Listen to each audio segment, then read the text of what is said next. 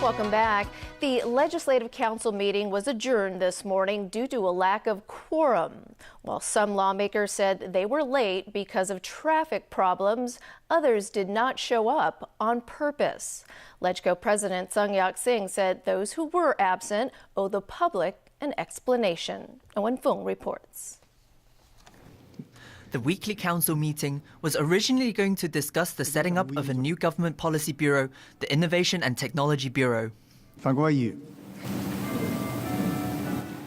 Legislator Gary Fan requested for a count of the number of members present when the council meeting began at 9 this morning.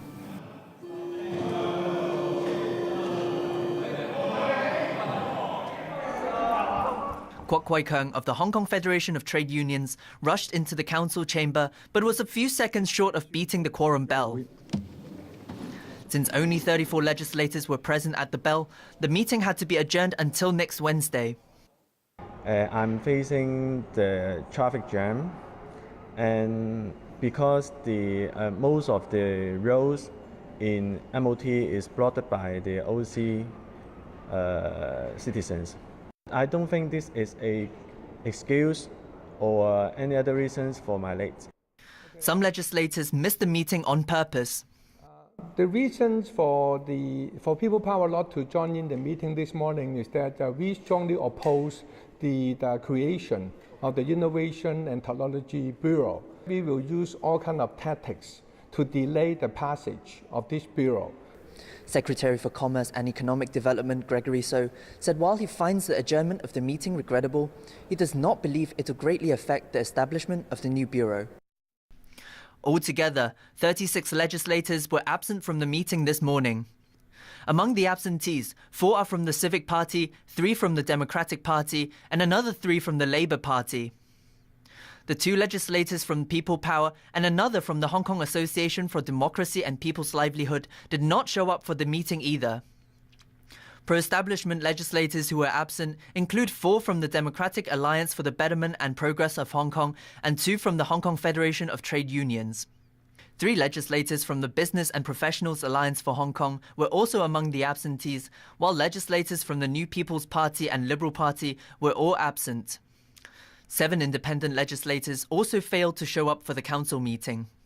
I believe the public cannot accept the abortion of a Legislative Council meeting because of a lack of quorum. All the members have the responsibility to attend meetings. Tang also urged legislators not to let this happen again. Owen Fung, TVB News. The number of tourists to Hong Kong rose by 10% over the last 3 weeks compared with the same period a year ago, despite the ongoing Occupy protests. Financial Secretary John Tsang called it a welcome sign. Speaking to the media after his trip to Beijing, Tsang maintained that if the occupation continues, there will be medium to long-term consequences for the local economy. The finance chief also said he thought the dialogue between student leaders and the government was conducted amicably, and he hopes it will continue in this manner so the current impasse can be resolved. According to a new survey, employees can expect pay rises comparable to last year. Liz Yoon reports. A survey jointly conducted by the Baptist University and the Hong Kong People Management Association interviewed over 80,000 employees from various sectors. It was found the pay rise last year for local employees was around 4.2 to 4.5%, while mainland employees enjoyed a salary hike from 6.3 to 7.2%. And pay rises for both groups of employees are expected to stay right around those same ranges next year. President of the Hong Kong People Management Association, Pauline Chung, explained that a lot of mainland employees only earn basic salaries at around $3,000 to $4,000, so employers have to offer them a higher pay rise to attract them. The groups pointed out that the survey was done before the Occupy movement was kicked off, but they believe that the protests would have limited impact on salaries in the short run. They added that employers might consider other possible policies, including a new minimum wage or changes to working hours. Last year, 80% of the companies interviewed cut their staff, and firms reported the employees' runoff rate at 10 to 45%. This was frequently the case, low-income workers who were unhappy with their salary and limited promotion opportunities. Liz Yun, TVB News. ATV will pay its staff members their salaries in September. An ATV spokesman said the company notified their staff of this revelation yesterday. They'll also be paid accumulated interest later due to the delay.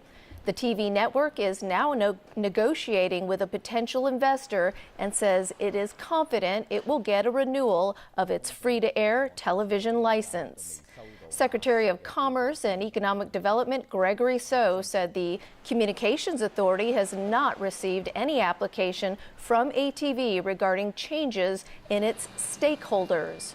The authority will hand in applications and recommendations of the free-to-air TV channels to the chief executive and the executive council by the end of November. Chris, over to you for sports.